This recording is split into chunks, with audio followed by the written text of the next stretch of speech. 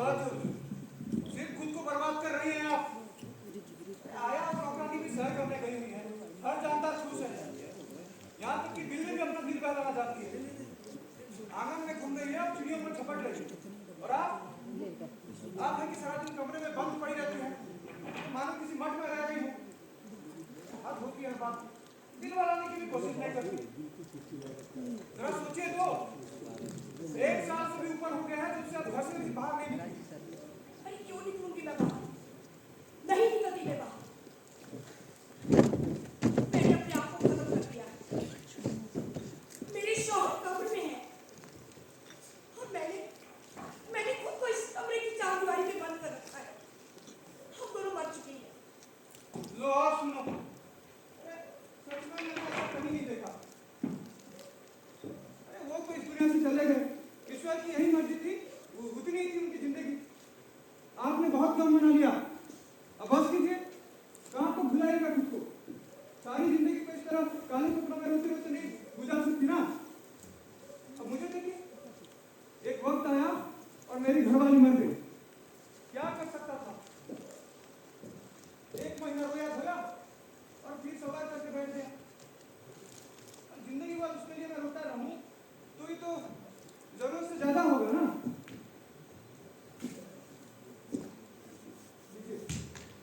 आपने तो पड़ोसियों तक को छोड़ रखा है, न खुद कहीं जाती है न किसी को मिलने की इजाजत देती है। माफ करना, हम लोग नौकरियों की जिंदगी गुजार रहे हैं, दिन की रोशनी तक भी नहीं देख पाते हैं। ये देखिए मेरे कपड़ों की हालत, चूहों ने कुकर डाले। और ऐसा मतलब नहीं कि अच्छे लोग ना हो, अरे पूरा शहर भरा पड़ा है अच्छे लोगों से। मैंने तो सुना है कि पठानकोट में फौजी अफसरों का पूरा दस्ता ठहरा हुआ है। एक से एक अच्छे अफसर हैं, ऐसे खूबसूरत कि नजर भर कर नहीं देखा जाता। हर शुक्रवार वहां बॉल डांस होता है, फौजी ऑर्केस्ट्रा भी बजता है, पार्टियां होती रहती हैं। मेरे मालिक, आप तो अभी जवान हैं, खूबसूरत हैं और तंदुरुस्त भी हैं। अरे क्यों नहीं मजे से जिंदगी गुजारती? खूबसूरती तो हमेशा साथ देने से रही। आज से 10 साल बाद अगर आप अपनी अदाओं से किसी अफसर को रिझाना चाहेंगी तो कोई फायदा नहीं होगा, देर हो चुकी होगी। देखिए, मैं आपके आगे हाथ जोड़ती हूँ, मुझसे इस तरह की बातें मत कीजिए। मेरे शौहर मर चुके हैं और मुझे जिंदगी की हर कशिश से नफरत है। आपको क्या लगता है मैं जिंदा हूं? ये आपका पाप है। मैं मर चुकी हूँ। मैंने ये काले कपड़े पहने हैं और इस कमरे की चारदीवारी के अंदर मैं दफन हो चुकी हूँ। मेरे शौहर की रूह को देखने दो कि मैं उन्हें कितना प्यार करती हूँ। तुम्हें तो पता है ना कि वो मेरे साथ किस तरह से जुल्म करते थे, मेरे साथ ज्यादती करते थे, मेरे साथ बेइज्जती करते थे। लेकिन इन सब के बावजूद मैं अपनी वफादारी निभाऊंगी। मैं उन्हें मरते दम तक प्यार करती रहूंगी और दूसरी दुनिया में भी वे देखेंगे कि मैं उनसे उतना ही प्यार करती हूँ जितना उनका मरने से पहले। क्या फायदा इन बातों से? मैं तो कहता हूँ जाओ थोड़ा बाग में टहल लो या फिर पड़ोस में किससे मिलो।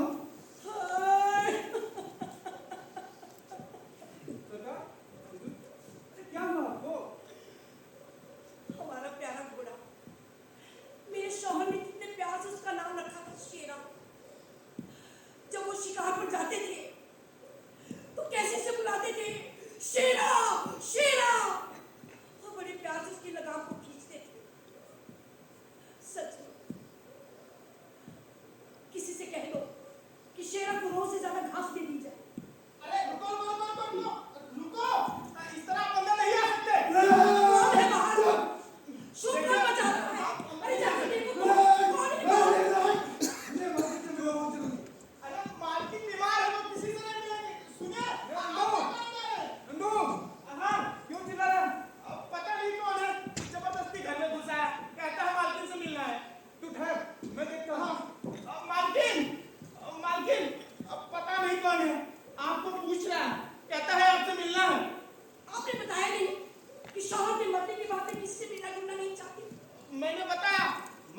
सुनना ही नहीं चाहते, कहते हैं कि आपसे मिलना बहुत जरूरी है। नहीं, मैं किसी से नहीं मिली। अरे मैंने ऐसा ही कहा, मगर वो कुछ सुनने को तैयार ही नहीं हो रहे हैं। बड़ा ही बदतमीज आदमी है, गाली गलौज में उतारा है। कहता है कि पलट चुप, पलट पीछे हट। मैं हट गया और वो घुस आया, डाइनिंग रूम तक आ गया है। ठीक है, उन्हें भेज दो। अजी कितने बदतमीज लोग होते हैं। अब वो मुझसे चाहते क्या है? मुझे अकेला क्यों नहीं रहने देते? उफ, लगता है कि मुझे अब चौकट भी जाना चाहिए। चाहती हूँ किसी मठ में चली जाऊंगी।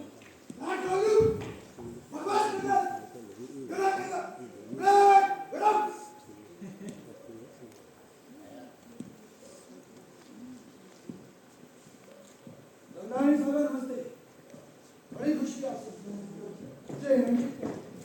रिटायर्ड लेफ्टिनेंट डोगरा रेजिमेंट, जमींदारी देखता एक खास वजह से आपको तकलीफ दी। कहिए, आप क्या चाहती हैं मुझसे? आपके मरहूम शौहर, जिसे मेरी अच्छी खासी जान पहचान थी, उन्होंने मुझसे 12,000 रुपए का उधार लिया था, भुगतान नहीं किया। अब बात ऐसी है कि मुझे कल बैंक को सूद की रकम अदा करनी है, तो गुजारिश है आपसे कि आप मुझे 12,000 वापस कर दें। 12,000 रुपए? मेरे शौहर ने आपसे क्यों लिए? उन्होंने घोड़ों का चारा खरीदा था। ठीक है, मेरे शौहर ने आपसे कर्ज लिया था, तो जाहिर है कि उसका भुगतान मैं ही करूँ। लेकिन मैं आज आपको इतनी बड़ी रकम नहीं दे सकती। मेरा मैनेजर शहर गया हुआ है, जब वो लौटेगा तो परसों तक आपकी कीमत मिल जाएगी। वैसे भी आज मैं हिसाब किताब नहीं कर सकती। मेरे मरहूम शौहर को मरे हुए 7 महीने हो चुके और मेरा मूड भी ठीक है। और मेरा मूड ऐसा है, अगर कल तक मैंने बैंक को रकम अदा नहीं की तो मुझे खुद को उल्टा लटकाना पड़ेगा, मेरी जमीन नीलाम कर दी जाएगी। देखिए जनाब, मैं आपकी रकम परसों तक की आपको अदा कर दूंगी। ये रकम मुझे आज चाहिए, परसों नहीं। लेकिन मैं कैसे दे सकती हूँ? तो आपका मतलब आप ये भुगतान नहीं कर सकते? नहीं, बिल्कुल भी नहीं कर सकती। हाँ, तो ये आपका आखिरी फैसला है? जी हाँ, आखिरी फैसला। आखिरी या कतई? कतई।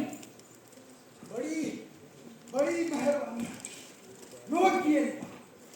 इस पर लोग चाहते हैं कि मैं अपना दिमाग ठंडा रखूं। अब आज आते वक्त सड़क पर एक आबकारी विभाग का एक कर्मचारी पूछने लगा, जनाब आप इतने गुस्से में क्यों रहते हैं? अब आप ही बताइए, मुझे गुस्सा क्यों ना है? मुझे पैसों की सख्त जरूरत है। कल घर से तड़के से घर से निकला हुआ हूँ, सब कर्जदारों के पास गया, एक शरीफ आदमी तक नहीं मिला जिसने मुझे मेरा कर्ज वापस कर दिया। जैसे तैसे करके यहाँ पहुंचा, 700 कोस दूर। उम्मीद थी कि आप तो कर्ज वापस करेंगे, लेकिन नहीं, इन्होंने मेरी खातिरदारी की इन शब्दों से। मूड खराब है ना गुस्सा आने वाली बात? देखिए जनाब, आप इस तरह से बात नहीं कर सकते। ये घर है, कोई अस्तबल नहीं। आप मेरा कर्ज दे दीजिए, मैं वापस चला जाऊंगा। अरे मैं नहीं वापस कर सकती। आपको औरतों के साथ बात करने की जरा भी तमीज नहीं। आप, मैं फिर से कह रहा हूँ, आप मेरा कर्ज दीजिए, मैं तभी वापस जाऊंगा। देखिए, परसों तक ही आपको आपके पैसे मिल जाएंगे। ठीक है, ये ठीक है, ये ठीक है। मूड नहीं है, मूड खराब है। शौहर को मरे पूरे 7 महीने हो गए। अरे मुझे भी तो बताओ कोई, मैंने बैंक को रकम अदा करनी है, शौहर मर गया, मूड खराब है, इनका कहीं मैनेजर चला गया। अरे मूड खराब है तो मैं क्या करूं? कोई मुझे भी तो बताए, मैं कर्जदारों से कहा छूं। आज वैसे मुझे बहुत गुस्सा है, ऊपर से सर्दी, कुछ गरम पीने का दिल कर रहा है। देखिए जनाब, कोई है? जी जनाब, बताइए क्या बात जाओ, है? मेरे चलो।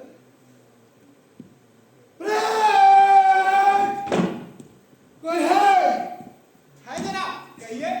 तो जाओ मिलने।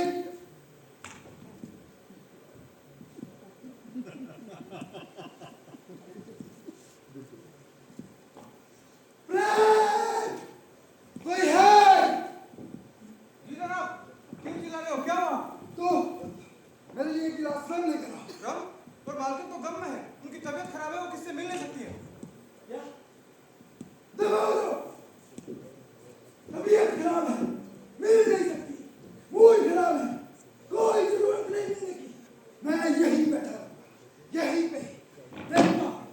रकम अदा नहीं करते यहीं बैठा हूँ। एक हफ्ता बीमार रहेंगी, एक हफ्ता यूं ही बैठा रहूंगा। एक साल बीमार रहेगी, एक साल यूं ही बैठा रहूंगा। अरे मैं हक नहीं छोड़ने वाला। आपके ये शौक के कपड़े और ये गालों के गड्ढे मेरे दिल पर कोई असर नहीं करने वाले। खूब पहचानता हूँ मैं आपकी गालों के गड्ढों को। बुरी हालत, एक तो ये असहनीय सर्दी, ऊपर से किसी ने कर्ज वापस किया। शौक के कपड़ों का ये नाटक, ये मूड सर भरा जा रहा है। क्या करूं? ऊपर से इस डॉक्टर को कहा था कि एक गिलास एक पैक बना के लाए मेरे लिए, वो भी नहीं लाया। जी जनाब, आपका एक गिलास रम। ओह,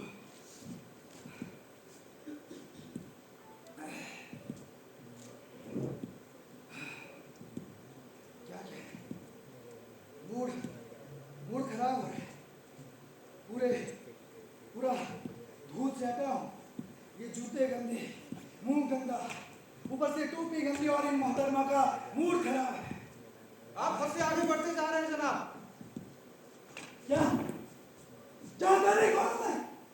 रिटायर्ड करके दो मिनट में दबाओ। न जाने कहां से आंखों हमारे सारा पड़ी है। लगता है कोई टूटी आई है। जाऊंगा।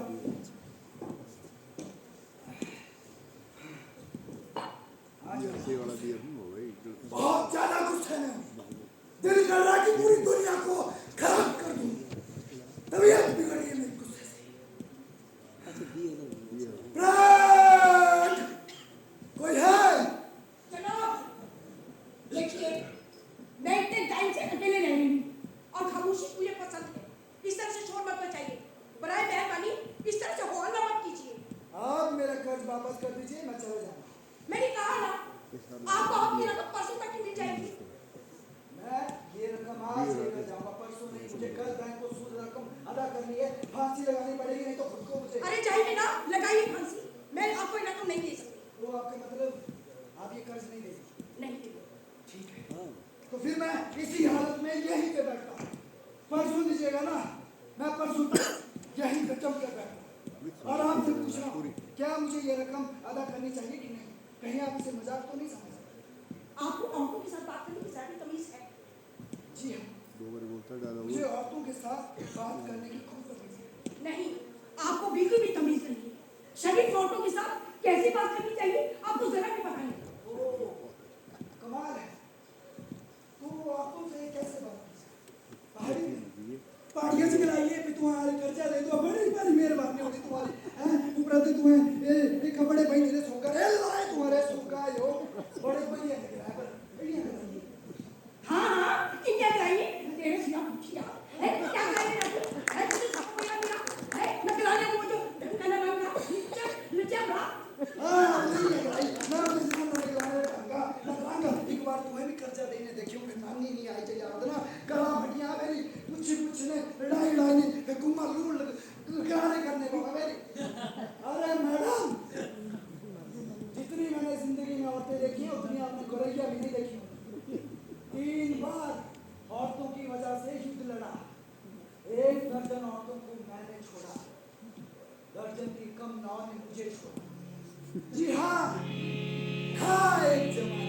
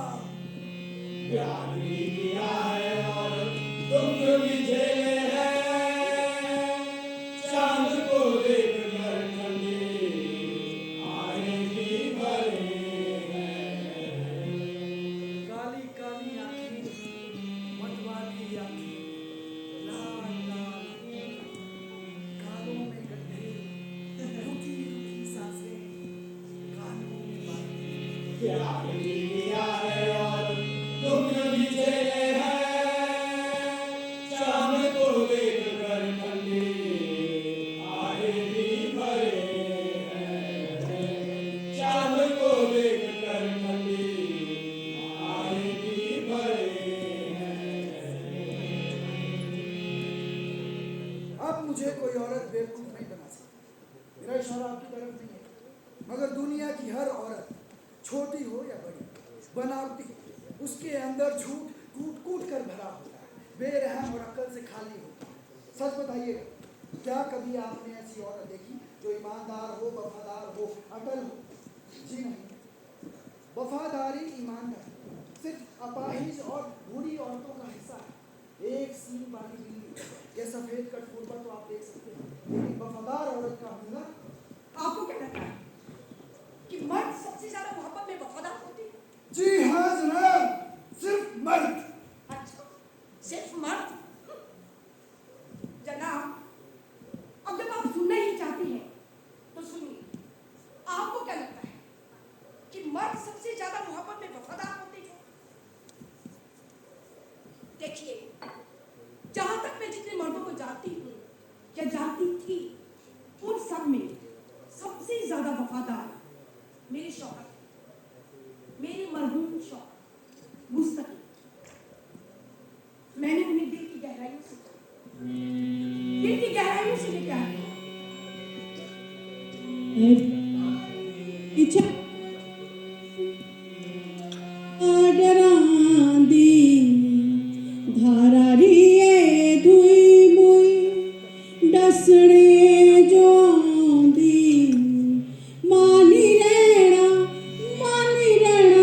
कले मुंजो लई चल सौगी हो बरखारी छम छम। वो मर्द जिससे मैंने दिल की गहराइयों से चाहा, दिल की गहराइयों से प्यार किया, उसी मर्द ने मुझे धोखा दिया। उसने मेरे जज्बात का मजाक उड़ाया। उसके मरने के बाद जब मैंने उसकी दराज खोली तो उसमें ना जाने कितनी औरतों के मोहब्बत भरे खत मिले।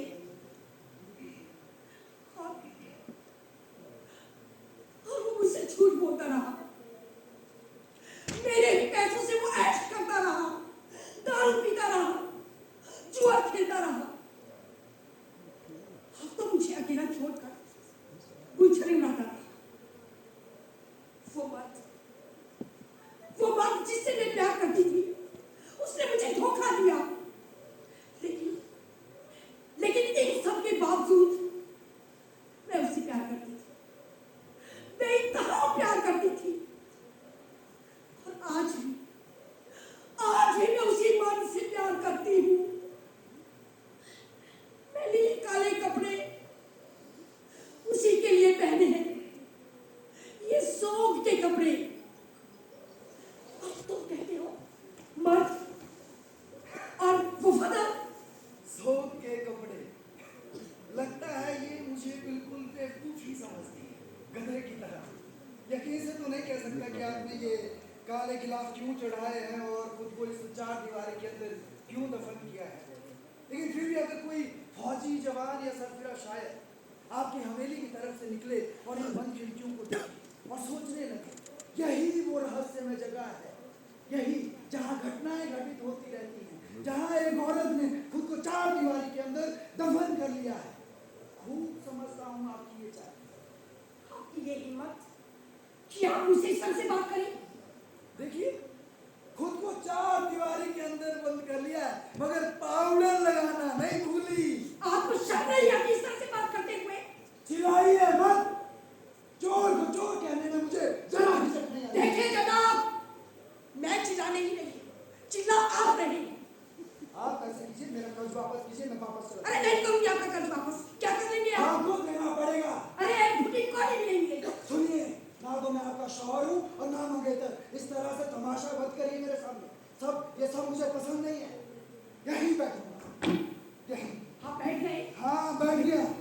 देखिए जनाब, मैं आपसे गुजारिश करती हूँ कि आप फौरन यहाँ से दफा हो जाइए। कर्ज वापस कीजिए, जाऊंगा। अरे नहीं काम की कर वापस। नहीं क्या जाऊंगा, करेंगे आप? नहीं जाऊंगा, क्या आप इस यहाँ से बाहर नहीं जाएंगे? बिल्कुल नहीं, नहीं। नहीं। श्यामलाल, जी मैम साहब। देखिए इन जनाब को यहाँ से बाहर कीजिए। जनाब, जब आपसे कह दिया था क्यों नहीं चले इस बेकार की घर से बाहर? नंदू, जी मालकिन। इंसान को यहाँ से फौरन दफा करो। हाँ अभी।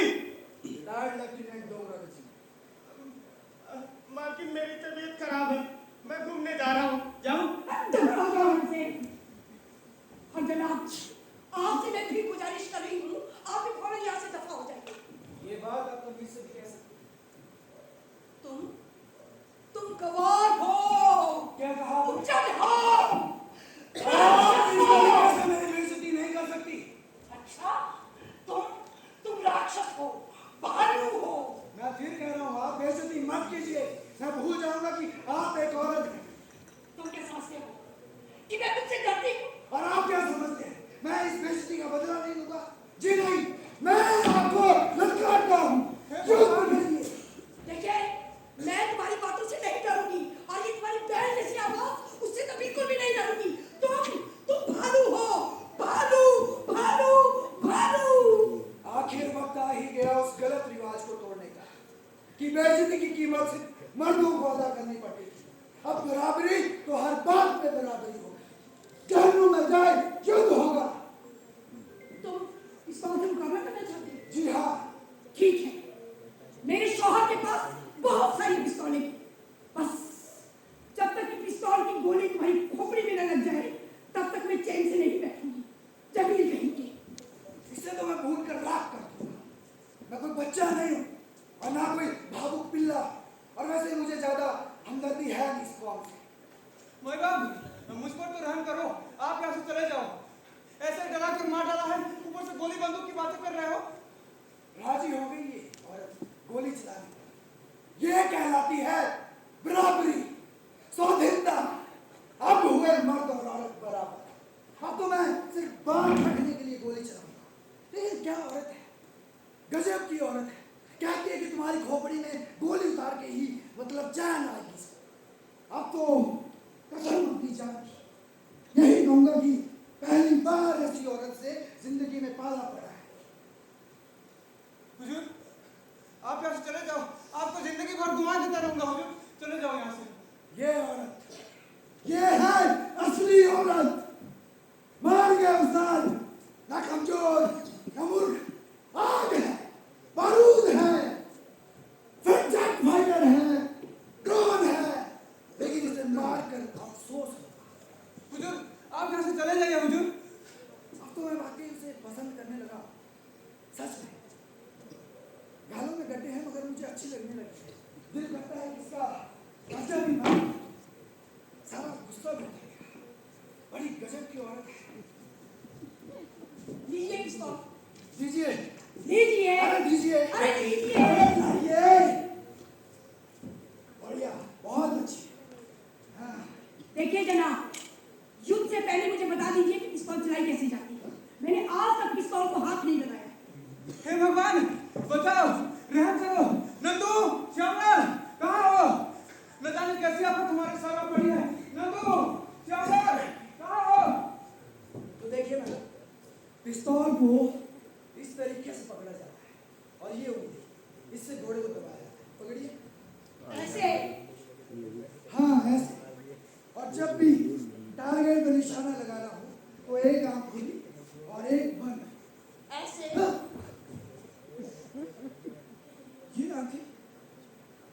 ये आंखें क्या औरत है?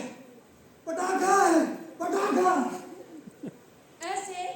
जी हाँ, ऐसे टारगेट को सामने देखिए, हाथ बिल्कुल सीधा और सर स्ट्रेट रखिए और इस उंगली से घोड़े को दबाइए और बस अब मैं ये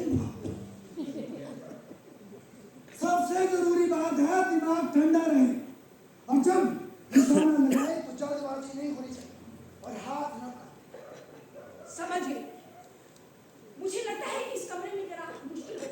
चलिए बाद में चलते हैं। चलिए, लेकिन पहले बता देता हूँ, मैं फायर हवा में करूँगा। बस यही कहना बाकी था। क्यों? क्योंकि ये मेरा डर गए जनाब? आप क्या सोचते हैं कि आप मुझे टाल लेंगे? देखिए, जब तक कि गोली तुम्हारी खोपड़ी में ना डाल दूं, तब तक मुझे चैन नहीं मिलेगी। और इस खोपड़ी से मुझे सख्त नफरत है। डर गए? हाँ, डर गया। लेकिन एक बात सच बताओ, तुमने अपना इरादा क्यों बदला? इसीलिए कि आप मुझे अच्छे लगते हैं।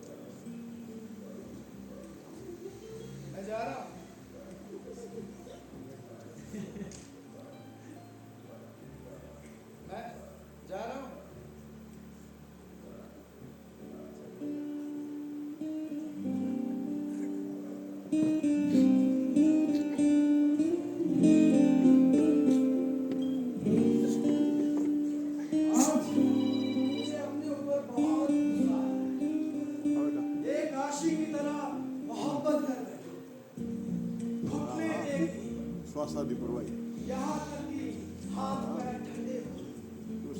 मैं आपसे प्यार करता हूँ। इसकी मुझे बहुत जरूरत है। और गरम पानी कटाई शुरू हो रही है और आप मैं अपने आप इससे पहले खा लेना, क्या करूँ राजा बाद में मैं आपको युद्ध के लिए ललकारती हूँ।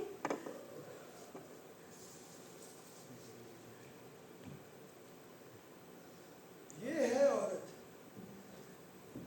मान गए उस्ताद, असली औरत आग है, बारूद है, रॉकेट है, जेट फाइटर है।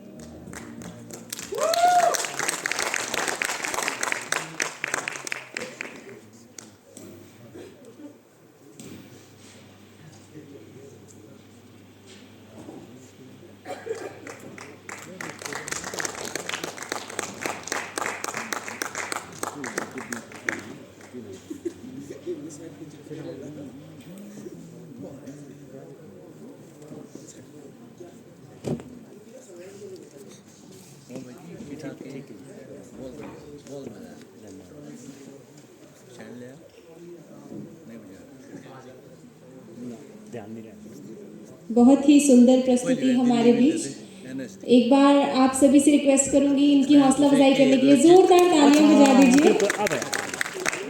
The bear Himachal culture research forum and repertory group, ये सभी आपको अपना इंट्रोडक्शन देना चाहेंगे। तबिया,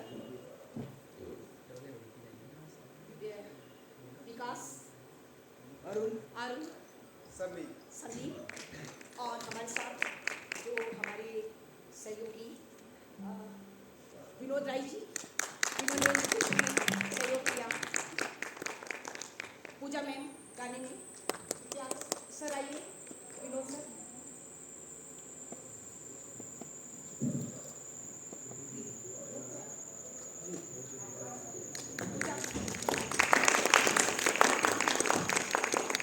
विनोद राय जी राष्ट्रीय नाट्य विद्यालय से स्नातक हैं और ये आजकल हमारे साथ हैं, थिएटर का काम कर रहे हैं, क्लासेस कर रहे हैं अभिनय की।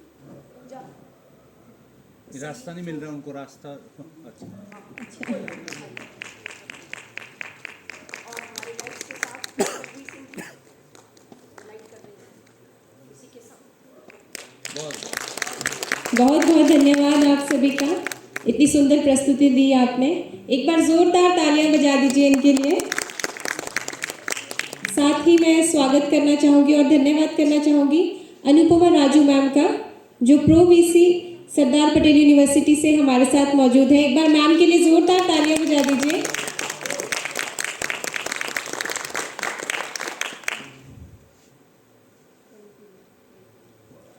तो जैसा कि आज का पूरा दिन आप सभी ने हमारे साथ बिताया, आपने देखा कि जमुना आर्ट फेस्टिवल भी ऑर्गेनाइज किया जा रहा है, जिसमें बहुत सारे चित्रकार हमारे साथ शामिल हुए हैं पूरे हिमाचल प्रदेश के अलग अलग जिलों से, और बहुत सुंदर चित्रकारी कर रहे हैं शिवरात्रि थीम के ऊपर। और आज नाट्य संध्या की शुरुआत हुई, जिसमें 4 नाटक हुए और बड़े ही सुंदर नाटक हुए। हमने बहुत कुछ सीखा भी उनसे। तो ये जो काफिला है वो कल भी जारी रहेगा, सेम इसी तरीके से कल भी 3 नाटक होंगे। समय 3 बजे से ही शुरू है, तो मैं रिक्वेस्ट करूंगी कि आप सभी कल भी हमारे साथ मौजूद रहें।